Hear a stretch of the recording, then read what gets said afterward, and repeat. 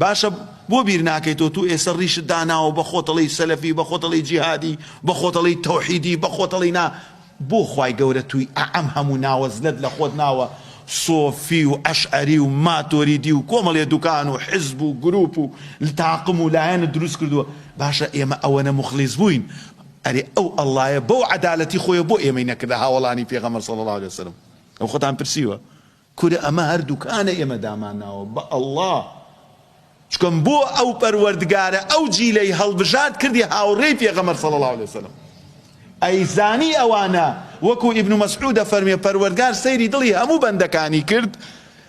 باشترین دڵێک دڵی هاوڵەکان بوو کە لەگەڵ پێغەمبەر صلی الله عليه وسلم توانیان ژیان بەرنەسەر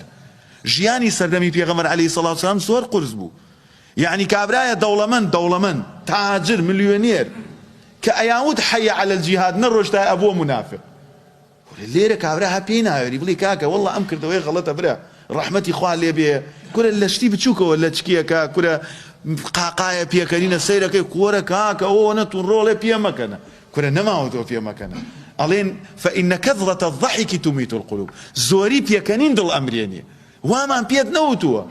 هەموو جەوێک خۆش بووە توانی پێ بکەنی کورە جاجار توانی بگیری مەبەستەکە لەوەیە کاتی ئێمە ئەم ناوانەمان لە خۆمان ناوە ئەم هەموو فەرع و فروعاتەمان دروست